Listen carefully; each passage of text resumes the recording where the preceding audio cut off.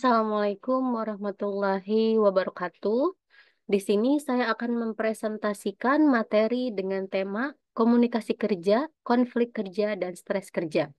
Judul yang saya ambil yaitu analisis komunikasi konflik di tempat kerja dan cara mengatasinya. Mata kuliah Manajemen Sumber Daya Manusia dengan dosen pengampu Bapak Gito Prayudo SHMM. Baik, sebelumnya perkenalkan nama saya Imelia Putri. Saya dari kelas manajemen 22H. Baik, kita langsung ke materi. Konflik kerja. Konflik di tempat kerja. Ketidaksepakatan yang tajam mengenai kepentingan oposisi terhadap ide-ide yang terjadi di tempat kerja. Konflik di tempat kerja merupakan fenomena umum yang dapat berdampak negatif maupun positif, tergantung pada bagaimana konflik tersebut dikelola. Komunikasi memainkan peran kunci dalam proses konflik dan penyelesaiannya.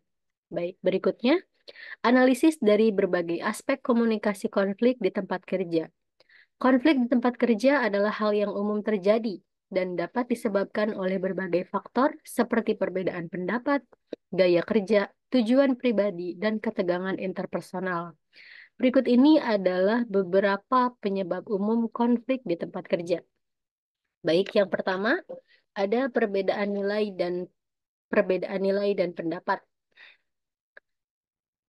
Ketika anggota tim memiliki pandangan atau nilai yang berbeda, bisa terjadi ketidaksepakatan yang memicu konflik. Yang kedua, komunikasi yang buruk. Misunderstanding atau kurangnya komunikasi yang efektif dapat menyebabkan kesalahpahaman dan ketegangan. Yang ketiga, gaya kerja yang berbeda. Setiap individu memiliki cara kerja yang berbeda, dan jika tidak ada toleransi atau penyesuaian, hal ini bisa menyebabkan friksi. Yang keempat, persaingan untuk sumber daya. Ketika ada keterbatasan sumber daya seperti anggaran, waktu, atau perlengkapan, persaingan untuk mendapatkan sumber daya tersebut dapat menyebabkan konflik. Yang kelima, beban kerja yang tidak merata. Jika beban kerja tidak didistribusikan secara detail, beberapa karyawan mungkin merasa terbebani, sementara yang lain mungkin merasa kurang dihargai. Yang keenam, perubahan organisasi.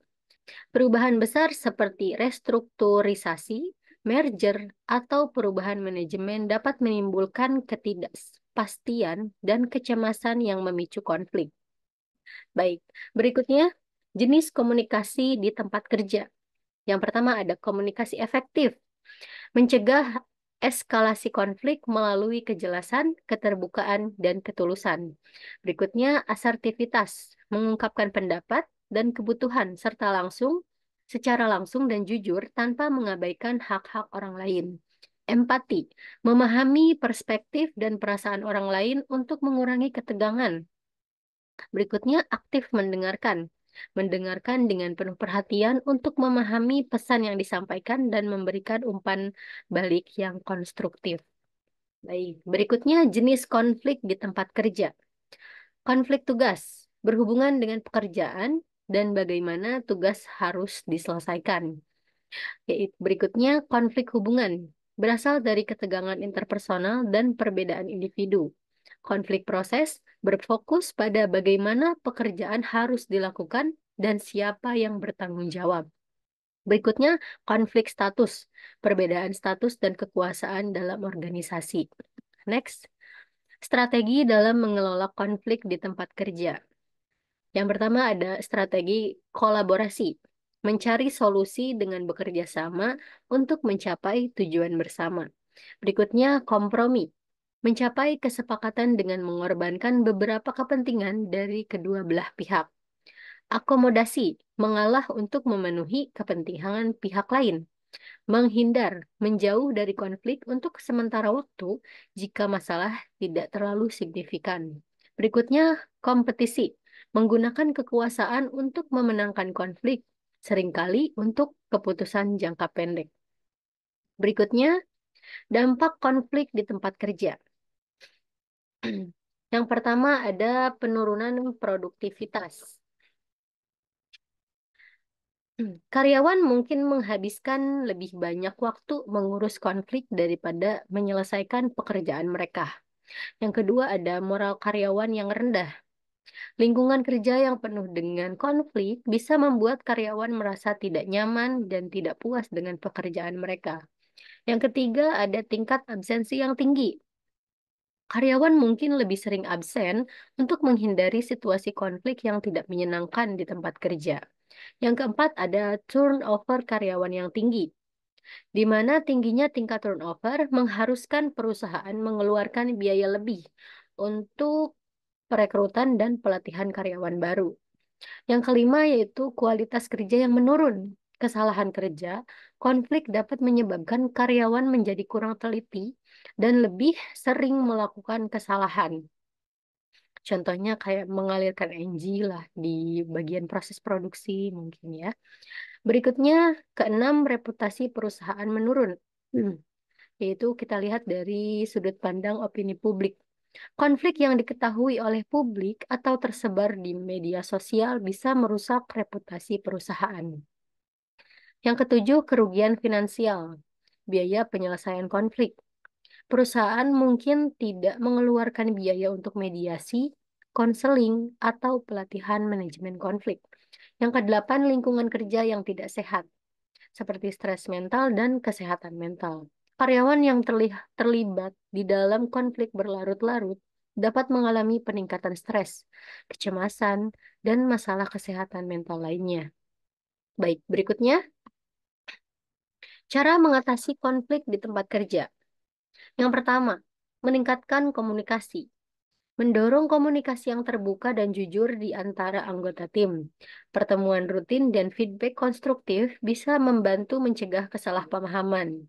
Yang kedua, mengembangkan keterampilan manajemen konflik.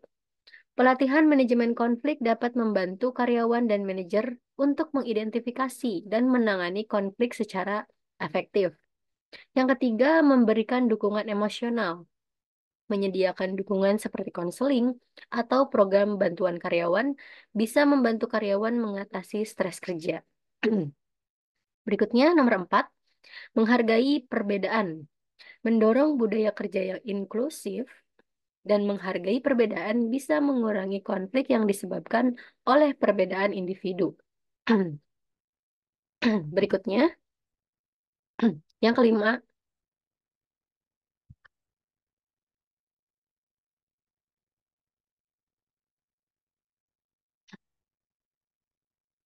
berikutnya nomor 5, mendorong kerjasama dan team building.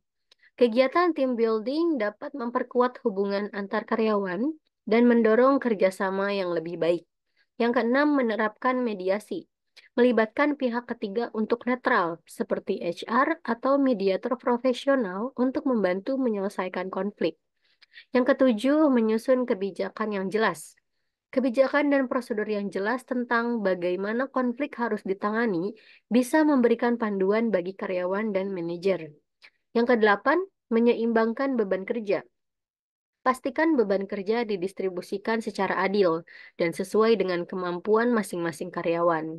Baik, berikutnya. Contoh konflik karena bedanya work style atau gaya bekerja. Sama halnya seperti beda gaya kepemimpinan, setiap orang punya gaya bekerja yang berbeda. Ada yang lebih mampu di kerja kelompok, ada yang individual. Beberapa orang perlu arahan mendetail dan berulang-ulang. Beberapa lainnya mungkin cukup satu kali dijelaskan, kemudian bisa jalan sendiri. Ada orang yang bisa bekerja di bawah tekanan, dan ada juga yang tidak bisa bekerja di bawah tekanan. Saat dua orang yang punya gaya kerja berbeda dipertemukan dalam satu proyek di tempat kerja, peluang konflik yang muncul juga jadi lebih tinggi. Nah, ini dia cara mengatasinya. Cara yang paling baik untuk mengatasi konflik yang muncul di tempat kerja akibat perbedaan work style adalah dengan memahami diri masing-masing dan rekan kerja. Singkatnya, kita perlu berdamai dengan perbedaan yang ada. Kalau kamu paham gaya kerja yang cocok untuk kamu, sekaligus paham dengan kecenderungan cara kerja kolega atau sudut pandang mereka, kamu akan lebih bisa memaklumi hal yang mereka lakukan. Di sini, pemimpin juga memegang peran penting untuk memecahkan konflik perbedaan gaya kerja. Pemimpin harus bisa berperan sebagai mediator. Baik, berikutnya studi kasus dan praktik terbaik. Yang pertama, studi kasus. Analisis insiden. Mengkaji insiden konflik komunikasi sebelumnya untuk memahami penyebab dan solusi yang diterapkan. Pembelajaran dari kesalahan menggunakan pengalaman masa lalu untuk memperbaiki kebijakan dan strategi komunikasi. Yang kedua, praktik terbaik. Rapat tim. Mengadakan rapat tim secara rutin untuk memastikan komunikasi yang terbuka dan transparan. Teknologi komunikasi. Memanfaatkan teknologi komunikasi seperti email, aplikasi chat, dan video conference secara efektif untuk memastikan pesan tersampaikan dengan jelas agar tidak ada terjadinya miskomunikasi dengan sesama rekan kerja begitu. Baik, mungkin cukup sekian presentasi dari saya. Kurang lebihnya saya mohon maaf. Semoga materi yang saya sampaikan bisa bermanfaat dan berguna bagi kalian semua yang menonton video yang saya buat ini. Terima kasih. Saya tutup. Wabillahi taufiq wal hidayah. Wassalamualaikum warahmatullahi wabarakatuh.